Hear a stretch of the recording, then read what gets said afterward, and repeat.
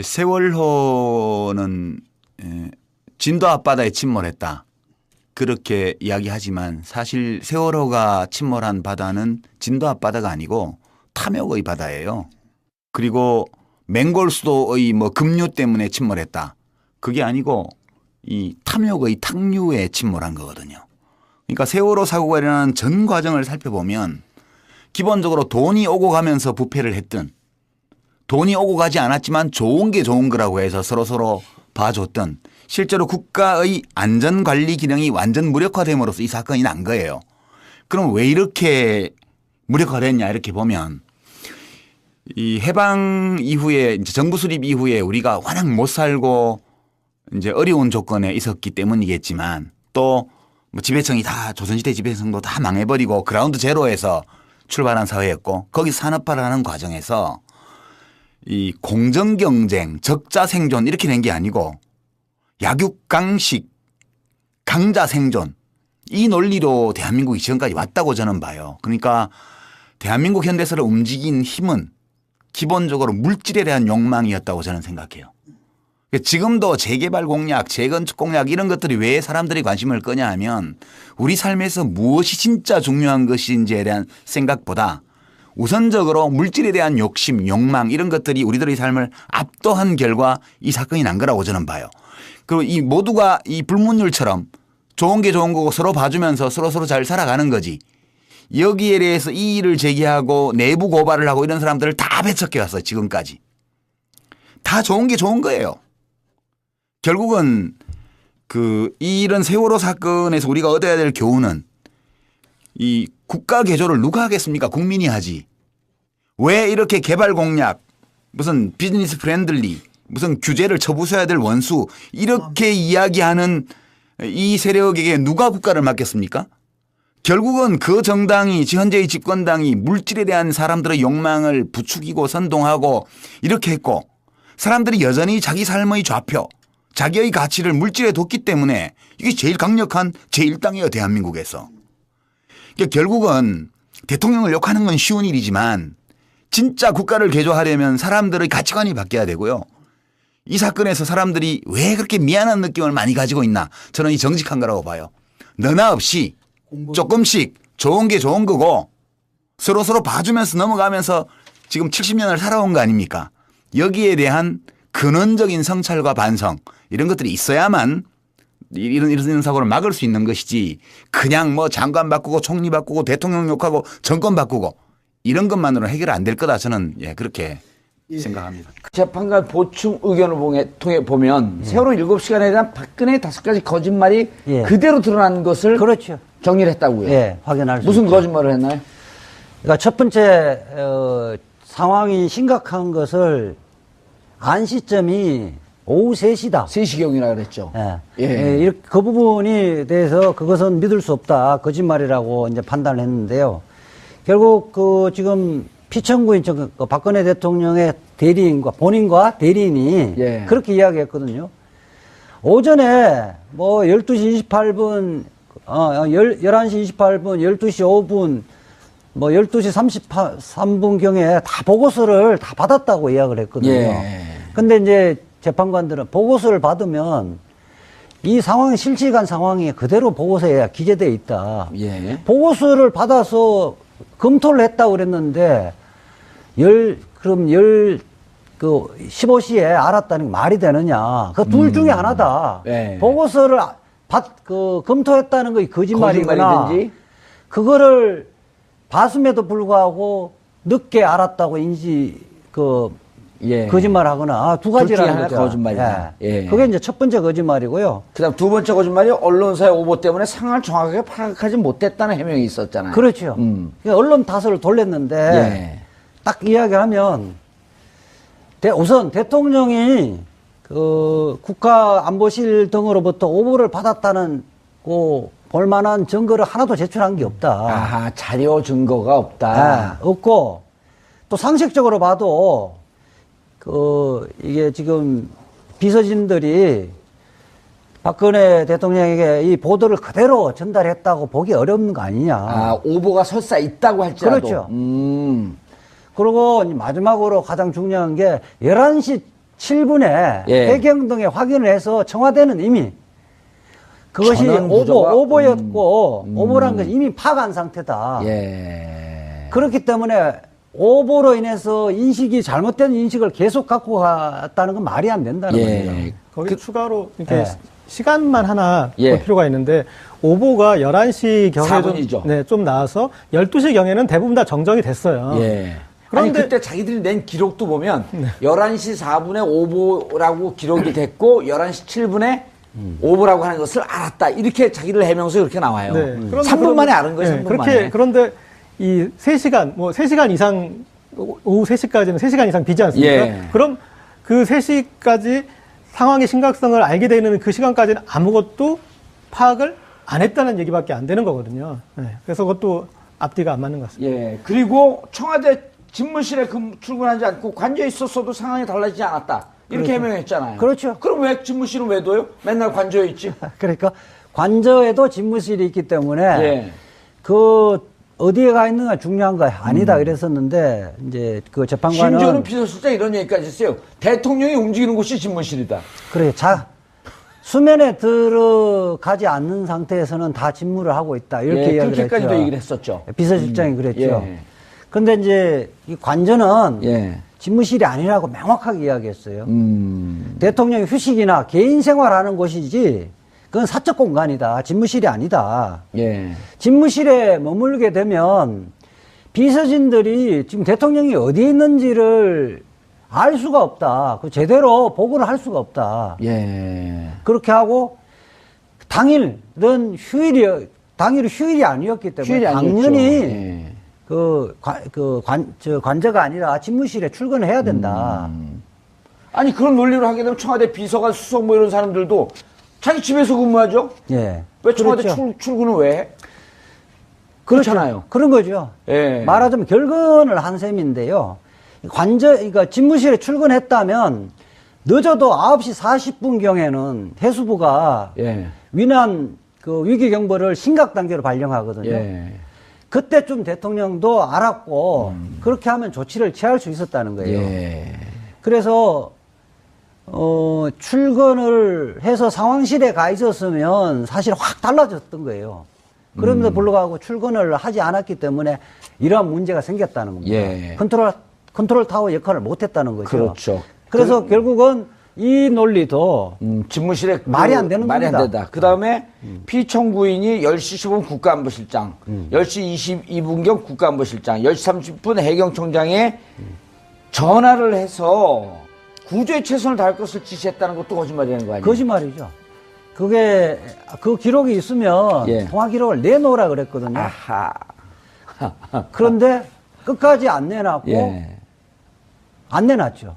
안 내놓은 걸 봐서는 이게 통화했다고 통화 안 했다 이렇게 판단한 거예요. 12시 50분경 고용복지수석으로부터 비처연금법 관련 전화 온 건 통화했다는 기록을 내놓고. 그거는 주장을 했죠. 예. 아니, 기록도 내놨어요. 예, 그거는. 주장하고 그 기록도 있다고만 예. 이야기했고 뭐 내지는 않았는데요. 근데 이 부분은 아예 있다는 말도 주장을 안 했죠.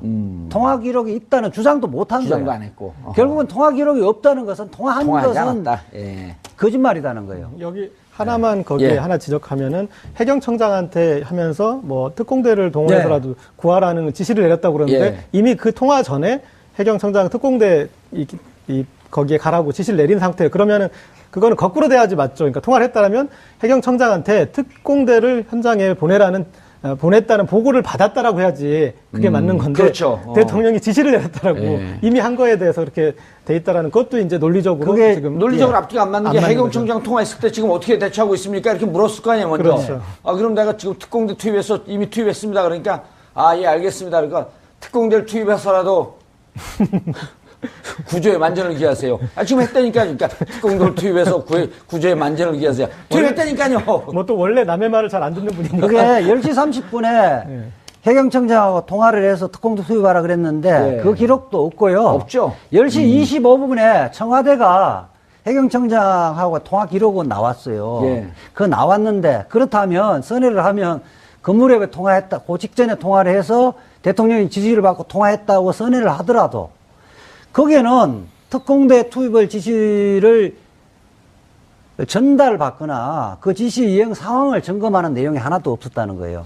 그렇기 때문에 그 전에 직접적으로 지시한 거. 해경청장에 다이렉트로 전화를 하지 않더라도 그 비서진들에게 그렇게 전달하라고 했다고 하더라도 예. 그렇게 하려면 비서진들이 청와대 비서진들이 해경청장하고 통화를 하면서 그 내용을 이야기해야 되는 거 아니에요. 그 내용이 하나도 없다는 거죠. 자, 그러면 그럼 이것도 뻥이다. 마지막으로 대통령으로서 해야 할 구조 지시를 다 했다. 예. 는 해명도 거짓말이다. 그러니까- 이제까지 종합해보면 다 거짓말인데 뭘 이걸 또 정리를 해? 아니, 그건 뭐냐면요. 아니, 한 명의 인명피해도 없게 샅샅이 뒤져서 구조의 만전을 다해라. 예. 이렇게 지시를 했다고 그랬잖아요. 예. 그 지시의 사실이라 하더라도 그 헌법재판관이 보는 거는 그거는 하나만 한 이야기다. 원론 이야기고 그거는 아무런 의미 없는 이야기이기 때문에 이거는 대통령이 지시했다고 도저히 할 수가 없다는 거예요. 예. 교훈적 의미가 하나도 없다. 예를 들어 이런 거, 이재화 변호사 여기 오늘 나와갖고 패널로 나와주세요. 그러면서 제가 지시를 합니다. 예. 이재화 변호사 패널로 나오면 말씀을 하세요. 예? 예. 성실하게 말씀을 하세요. 이거 지시한 거야. 그 내용을 좀 구체적으로 보면요.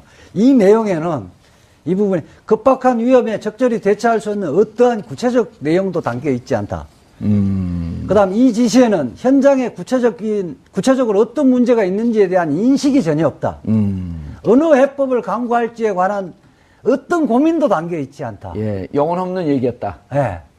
그거는 그 지시라고 도저히 할 수 없. 그러니까 저도 옛날에 방송에서 이야기했는데 대통령이 무슨 일을 해야 되고 그 자리가 무슨 자리인가를 알 수가 없다는 것을 여기 드러낸 거죠. 예. 아니, 그 전에 이런 재밌는 내용이 있어요. 이렇게 지시한 거, 예. 그러면 이런 거거든. 동쪽에서 했단다라고 하는 얘기랑 똑같다는 거예요. 그럼요. 뭐 씨나라 까먹는 소리죠. 쉽게 얘기해서. 예. 위 내용은 지시받는 자에게 매우 당연하고 원론적인 내용으로서 급박한 위험에 적절히 대처할 수 있는 어떠한 지도적 내용도 담고 있지 않다. 그럼요. 그러니까 아무것도 아니라는 거죠. 하나반한 예. 지시. 자, 이렇게 5가지 거짓말을 했는데 거짓말 갖고 대통령 또 이거 고발할 거예요? 거짓말 했다 이런. 아니, 거짓말 갖고는 아닌데요. 예. 결국 그 특검에 예. 시민단체, 4.16 연대하고 시민단체가 예. 고발을 했는데 특검이 이첩을 했습니다. 검찰이 이 부분을 이어받아서 수사할 거로 보고요.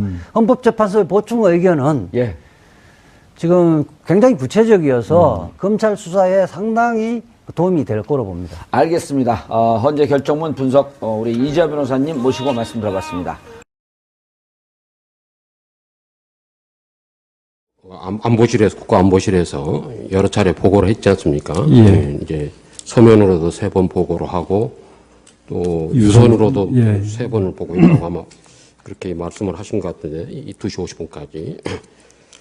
근데 이제 그 서면 보고 두 번째 서면 보고 그게 아마 피청구인들이 낸 성명상 그 거기에 붙어 있는 그 1, 2, 3보가 서면이 붙어 있는데 그 2보에 보면은 2보가 10시 40분에 출력한 시간이라고 예, 말씀하셨는데 예, 10시 40분에 예, 출력이 된 예. 2보인데 거기에 보면 배 기울기가 그 62도로 되어 있어요. 그리고 무슨 그림 같은 게 하나가 붙어 있고 이건 어떻게 된 겁니까? 아니 10시 반에 지금 다 아까 예, 그래서 이제 작업을 했다고 이렇게 이야기를 했는데 예, 나중에 이제 그 조사를 해서 이제 배 각도를 저희가 정확히 알게 됐는데 당시 상황에 저희가 이제 그 말씀을 재판관님 말씀이 맞습니다. 거기 이제 배 그림이 들어가 있습니다. 그래서 저희가 이제 그 작성자한테 확인을 해 보니까 이거 YTN에 나오는 화면을 캡처해서 넣었다. 근데 그때는 생중계가 되던 시간이 아닙니다. 그러니까 아마 스틸 사진으로 누가 거기서 현장에 있던 사람이 찍어서 보낸 거를 받아서 방송에 아마 띄웠는데 거기에는 그 시간이 안 나와 있습니다. 이게 몇 시에 촬영한 거라는 그러면 게. 그거를 좀- 보고 그냥 각도를 재본 건가? 어떻게? 예, 나중에 이거 어떻게 잘못된 짐작으로? 저희가 잘못된 보고라는 것을 알게 됐습니다. 그다음에 이제 그 3보가 11시 20분에 이루어지는데 그때는 이제 10시 49분에 뭐 다 침몰했다 이렇게 보고가 됐어요. 지금 10시 반하고도 약간 또 시간 차이가 있는데. 예. 그러면 이런 보고를 할 때는 이게 이 차장이나 실장이 다 이렇게 체크를 합니까? 어떻게 저희 보고서는 저희가 체크를 하죠. 체크를 합니까? 예. 그러면 이제 근데 이제 11시 10분 보고서 이제 3보로 오전 중에 마지막 보고입니다. 거기 보면 이제 배그림이 뒤집어진 그림이 있습니다. 전복된 그림이. 그건 아까 제가 말씀드렸지만 11시 10분에 저기 해경 513호가 ENG 카메라가 장착되고 위성 송출이 되는 배입니다. 그게 들어가서 그때부터는 이제 중계 방송을 봤기, 저희가 그대로 중계되는 걸 봤기 때문에 이 그림은 정확한 걸로 이렇게. 그리고 이제 그 아까 513호에서 ENG 영상을 받아가지고 했다는데 11시 10분부터입니다. 어떤 국정조사 회유력이나 이런 걸 보면 278호에서 한 거 아니냐, 그 받은 거 아니냐 그러는데 그건 어떻게 생각하세요? 저희는 아직 처음 도착한 배가 513호입니다. 513호에서 받은 거다. 그 이후에도 해경에 여러 배들이 들어가면서 전부 그 ENG 장치가 되어 있는 배들이 3척인가 더 들어간 걸로 제가 알고 있습니다. 어쨌든 그 11시 좀부터 떴던 방송 보도들은 금방 이제 이게 잘못된 것이 밝혀진 것 같아요. 그리고 그런 보고를 해경이나 이런 데서 보고를 청와대에서 받은 바도 없고. 근데 이제 지금 아까 질문하고 계셔서 그런데 근데 1시 좀 넘어가니까 이게 190명이 다시 추가로 구조가 됐다 이런 이야기가 나와서 아마 이제 그런 혼동이 계산상 혼동이 생긴 것 같아요. 그게 뭔가 중복 계산이 됐든지 중복 계산된 걸로 나중에 밝혀졌습니다. 그런 것 같은데 그것이 1시 저희가 대통령에게 보고된 게 1시 13분으로 제가 알고 있습니다. 아니 잠깐만요.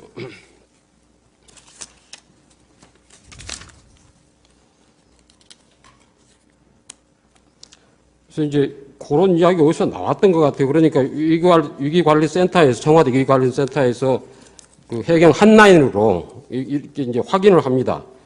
190명 추가 구조가 사실인지 이렇게 확인을 하니까 해경 본청은 서해청에서 보고받았으나 확실치 않다.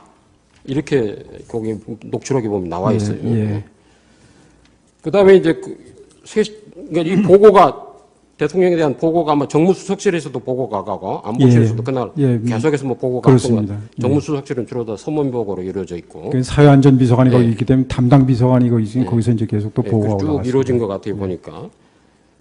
그런데 이제 정무수석실에도 그까지를 포함해서 180명이다 190명 더 하니까 370명이 구조됐다 뭐 이렇게 보고가 된 것 같다가 이게 1시 반쯤에는 위기관리센터에서 이게 중복 계산이 돼서 된 거라는 거 확인하지 않나요?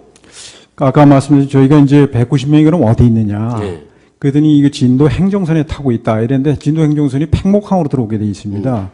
그럼 팽목항에 거기서부터 얼마나 걸리냐 했더니 뭐 얼마 걸린다 해서 그때에 대해서 그럼 들어왔냐 했더니 배가 안 들어왔다는 거 제가 기억이 되는데 그래서 이게 190명을 타려면 큰 배일 텐데 저희 그때 해군 장교의 말에 의하면 조금 의아하게 생각은 했다. 그런 얘기 제가 들은 적이 있습니다. 그러니까 이제 그 현장에서 급하다 보면 그런 일이 생길 수는 있다고 봐요, 저도. 근데 그리고 거기서 또 공식 발표를 했기 때문에 저희가 그걸 또 의심할 상황은 아니에요. 그런데 이제 1시 반쯤에 해경의 이 위기관리, 청와대 위기관리센터에서 위기관리센터가 모든 정보가 모이는 데 아닙니까? 전체 상황이. 모든 국가기관하고 다 연결이 돼가지고. 그러면 이제 이런 상황인데 1시 반쯤에는 파악이 된 것 같은데 그것이 이제 공식적으로 확인이 되는 게 2시 좀 넘어서 이것이 2시 20 몇 분, 잘못됐다 25분 정도로 알고 있습니다. 근데 제가 생각하기에는 만일에 이게 그 남은 것도 꽤 되는 거예요. 지금 470 몇 명이 되니까 남은 숫자도 뭐 100여 명이 승객이 있으니까요. 제 생각에는 대통령께서 적어도 10시 보고를 받고 그다음에 10시 15분 또 안보실장하고 통화를 하고 또 10시 반에 해경 청장하고 통화를 했으면은 뭐 특공대까지 투입하는 그런 걸 했으면은 적어도 이 위기관리센터의 상황실에 나오셔야 되는 거 아닌가요? 글쎄, 아까도 제가 이제 그 당시 일반적인 상황, 일반인들이 가졌던 상황 인식을 상기시키기 위해서 권성동 위원장께서 그때 증언하신 그 내용을 말씀드렸습니다. 그게 우리가 일반적으로 갖고 있던 인식입니다. 그렇기 때문에 대통령께서 보고받으시고 뭐 상황실로 오셔야 되지 않느냐 하는데 대통령께서 저희 상황실에 오시는 경우는 대개 이제 북한이 핵실험을 했다든지 그 뻔히 결과를 다 알고 있기 때문에 대책을 세우고 진행되는 상황에서 오는 게 아니고 그다음에 뭐 장거리 미사일을 쐈다든지 그럴 경우에 이제 오셔서 국가안전보장회의를 여시고 그러는데 작년에만도 제 기억에 한 7번인가 뭐 하신 걸로 알고 있습니다. 그런데 그 당시는 초기 상황 보고였고 그게 그렇게 긴박하게 돌아간다 그런 생각을 못했기 때문에 또 저희가 또 그렇게 보고를 드리지도 않았고 막 그렇지 않았나 이렇게 생각합니다. 지금 이제 증인께서 말씀을 하시는 거 보면은 국가안보실도 마찬가지로 그렇게 긴박한 상황이라고는 인식을 안 했다는 느낌이 증인 증언에 의하면 좀 그런 느낌이 오는데. 아니 긴박한 상황이라는 게 이제 일반적인 걸 제가 말씀을 드리고요. 저희는 이제 계속해서 상황을 파악을 하고 그 보면은 그날 99번 통화를 한 걸로 돼 있습니다. 그러니까 이게 왜냐면 그래서 9시 20분부터 근데 대통령께서 그거 바로 내려가셔서 상황을 하실 정도의 상황이란 그런 심각성은 아니었다라고 저희가 이제 판단했다는 얘기죠. 그런데 이제 처음에 이제 몰랐을 수도 있고 보고가 늦어져서 뭐 몰랐을 수는 있을 것 같아요. 근데 어느 상황에서는 난 대통령 그러니까 국가안보실에서 안 나오시면은 적어도 모시러 가가지고 이 현장에 나오셔야 된다. 이 국민들이 그래야 안심을 한다. 말하자면 꼭 그분이 나와서 구조를 한다는 것이 아니고 꼭 구조가 그래서 성공한다고 아니라도 적어서 나와서 국가의 이 상황에서 대통령 얼굴 모습을 보여줘야 하는 거 아닌가요, 이거? 그러니까 초기 상황인 제가 말씀드렸다시피 저의 인식이 이게 대통령께서 나오셔가지고 막 진두지휘를 하셔야 할 상황이라는 인식이 없었다는 그런 말씀을 드리는 거죠. 그러니까 현장에 부재했다는 이 부분이 나는 중요한 부분이라고 생각을 하는데 저 물론 관저에 계셨으니까 뭐 직무를 하고 있었다고 지금 주장을 하시는 거니까 또 그럴 수도 있나. 그러나 이 국가 이 상황에 대처하는 모습 적어도 왜냐하면 이 국가 위기에 해당하는 재난 사고 아닙니까 이 사고는 아까도 증인도 인정했다시피 이 재난 사고가 그 재난의 성격은 나중에 알게 된 거죠. 그 오전 상황에서 이게 국가 재난 사고다라고 인식한 사람은 아마 없었을 겁니다. 그런데 이게 지금 470 승객하고 선원까지 해서 470 몇 명 정도가 타고 가서 침몰하고 있는 상황인데 이걸 위기 상황으로 안 보시는 겁니까? 아니 계속 저희가 구조 상황을 보고 드리고 대통령께서는 또 그러니까 그 정도로 그 상황에서 위기관리센터에서 관리를 했으면 이건 위기 상황인 거예요. 그러면은 물어봅시다. 예. 대통령께서 지금 관저에서 그 직무를 하셨다고 그러는데, 그러면 관저에 가서 말씀을 드려야 될 거 아니에요, 적어도. 아니, 저희들이 계속해서 10시 반 이후에는 가서. 문서로 보고 드리고 전화로 이게 보고 드리고 침몰한 상황인데, 예? 지침을 받고 이러기 때문에 그 상황에서는 저희는 뭐 대통령께서 상황실에 오셨다고 그래서 다르게 지시할 수 있는 것도 아니고 저는 뭐 거기에 대해서는 이건 하여튼 인식이 하여튼 뭐 사고 발생 시보다는 10시에 인식을 하셨다니까 우선 그 인식이 좀 늦어졌고 그다음에 인식을 어느 정도 했느냐 이 상황에 대한 인식을 정확하게 보고를 받았으면은 뭐 그 인식이 나는 정확한 인식이 상황에 대한 정확한 인식이 있었으면 현장에 나왔든지 아니면 그 관저에 계시더라도 아마 적절한 지시를 계속해서 했었어야 되리라고는 싶은데 이게 제가 보기에는 지금 말씀하신 내용이 10시 15분에 안보실장하고 통화하면서 지시한 내용하고 또 그 지시한 내용은 해경 녹취록에 나와 있습니다. 받아 적으라 하면서 VIP 지시사항이라고. 그 다음에 이제 10시 반에 해경청장하고 특공대를 투입을 해라. 그러고는 나중에 이제 다른 건 쭉 없다가 이 구조가 이렇게 인원이 잘못됐느냐를 한번 질책을 하시고 그 다음에는 이제 중대본에 나타나서 말씀하신 거거든요. 딱 그 상황인 겁니다. 대통령이 하신 지시하고 조치하고 그런 내용들은 행동들은 그래서 나는 이 점에서 이제 이것이 헌법 위반이 되느냐 법률 위반이 되느냐 문제는 나 별도로 쳐두고 그 문제에 관해서 그래서 대통령께서는 뭐 책임이 없다고 할 수는 모르지만 국가안보실에서 그렇다면은 그 전체 상황을 관리하고 있던 사람들은 누가 책임을 물은 적이 있습니까? 청와대 비서진이나 요 세월호 사건 문책을 한 적이 있었습니까? 세월호 사고에 대해 지금 말씀하신 게 조금 말씀드리겠습니다. 제가 말씀드리고자 하는 거는 그 당시 국가안보실에서 사실 전체적인 그 상황을 정확하게 파악이 안 됐기 때문에 나중에 사후적으로 보면 저희들이 굉장히 심각한 상황이었던 건 맞습니다만 그 당시는 그걸 인식을 못한 건 사실입니다.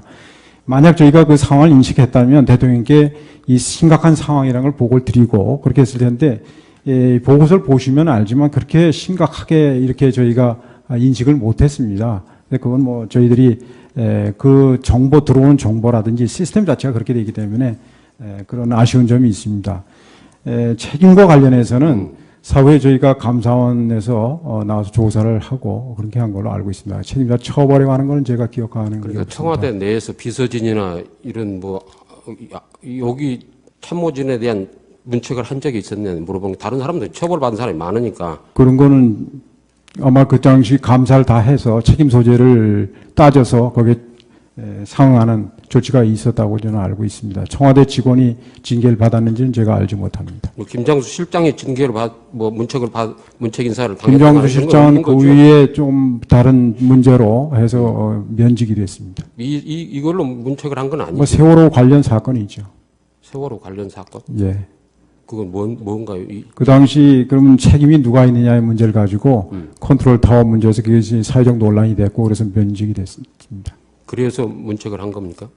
글쎄 여기 뭐 제가 그래서 아니 근데 분명히 문제가 됐던 건 그 당시 컨트롤 타워가 어디냐 이런 문제 가지고 사회적 논란이 됐고 거기에 대해서 책임을 지고 물러난 걸로 알고 있습니다. 그러니까 이제 이 관저에서 이제 관저에도 집무실이 있다. 이 이야기는 2014년 7월 7일 날 운영위원회 국회 운영위원회에서 청와대 비서실장이랑 이렇게 모셔놓고 이렇게 질의응답을 하지 않습니까? 예.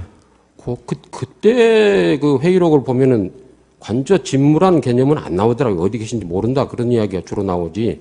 그런데 이제 그 며칠 뒤에 가면은 관저도 집무하는 곳이다 이런 논리를 펴더라고요. 왜 처음 운영위원회 조사할 때는 관저에서도 집무를 했다 이 말씀을 왜 안 하신 건가요?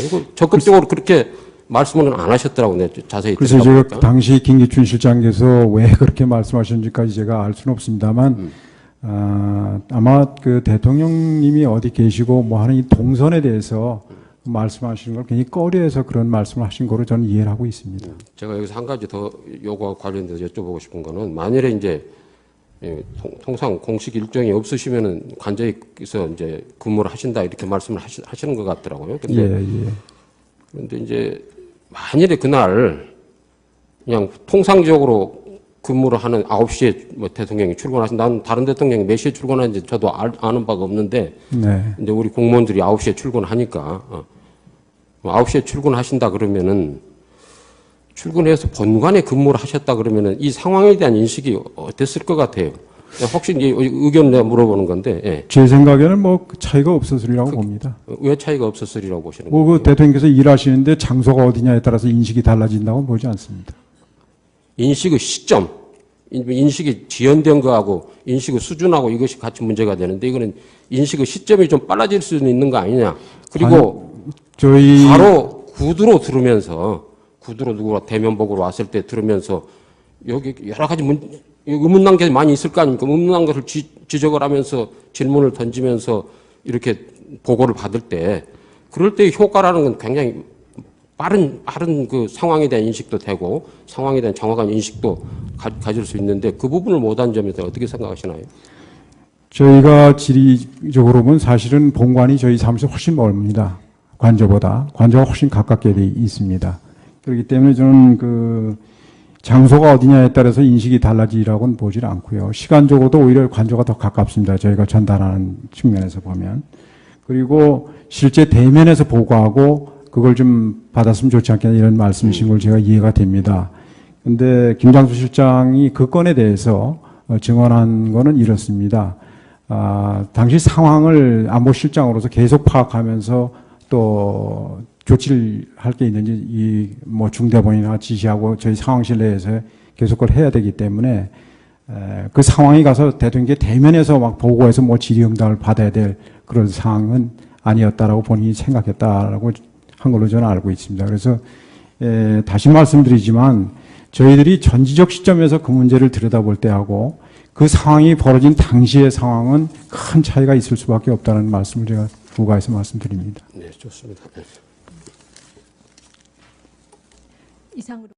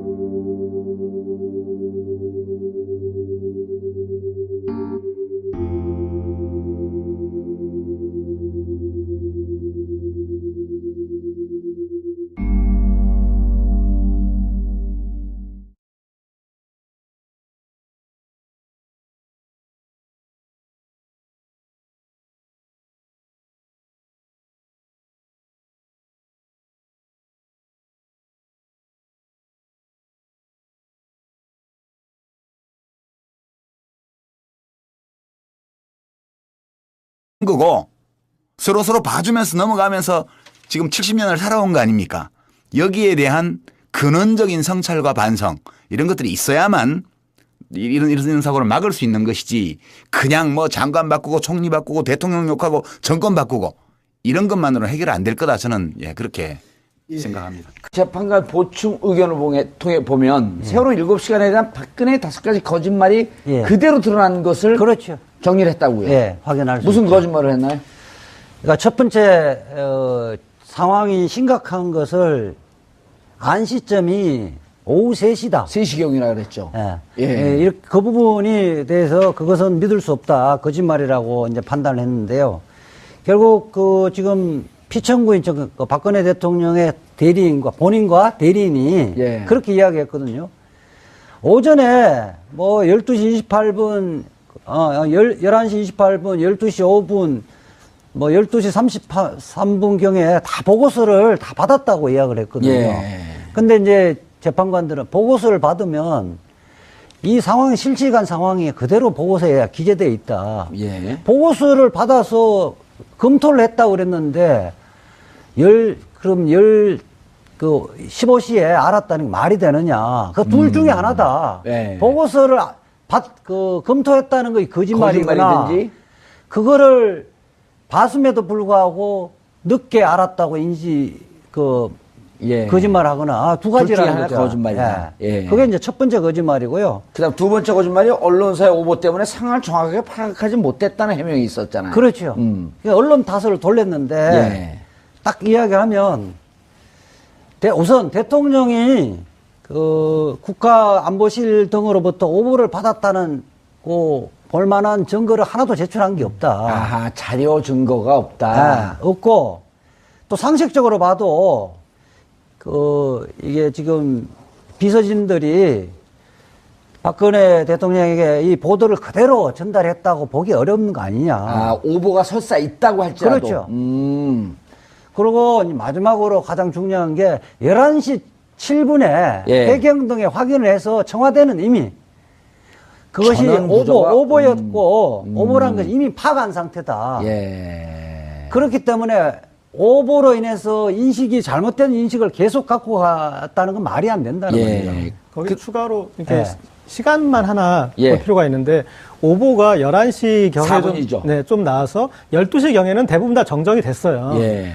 그런데- 아니, 그때 자기들이 낸 기록도 보면 11시 4분에 오보라고 기록이 됐고 11시 7분에 오보라고 하는 것을 알았다. 이렇게 자기들 해명서 이렇게 나와요. 네. 대한민국 현대사를 움직인 힘은 기본적으로 물질에 대한 욕망이었다고 저는 생각해요. 지금도 재개발 공약, 재건축 공약 이런 것들이 왜 사람들이 관심을 끄냐 하면 우리 삶에서 무엇이 진짜 중요한 것인지에 대한 생각보다 우선적으로 물질에 대한 욕심, 욕망 이런 것들이 우리들의 삶을 압도한 결과 이 사건이 난 거라고 저는 봐요. 그리고 이 모두가 이 불문율처럼 좋은 게 좋은 거고 서로 봐주면서 서로 잘 살아가는 거지. 여기에 대해서 이의를 제기하고 내부 고발을 하고 이런 사람들을 다 배척해 왔어요. 지금까지. 다 좋은 게 좋은 거예요. 결국은 이런 세월호 사건에서 우리가 얻어야 될 교훈은 이 국가 개조를 누가 하겠습니까? 국민이 하지. 왜 이렇게 개발 공약, 무슨 비즈니스 프렌들리, 무슨 규제를 쳐부숴야 될 원수 이렇게 이야기하는 이 세력에게 누가 국가를 맡겼습니까? 결국은 그 정당이 현재의 집권당이 물질에 대한 사람들의 욕망을 부추기고 선동하고 이렇게 했고 사람들이 여전히 자기 삶의 좌표, 자기의 가치를 물질에 뒀기 때문에 이게 제일 강력한 제1당이에요. 대한민국에서. 그러니까 결국은 대통령을 욕하는 건 쉬운 일이지만 진짜 국가를 개조하려면 사람들의 가치관이 바뀌어야 되고요. 이 사건에서 사람들이 왜 그렇게 미안한 느낌을 많이 가지고 있나 저는 이 정직한 거라고 봐요. 너나 없이 조금씩 좋은 게 좋은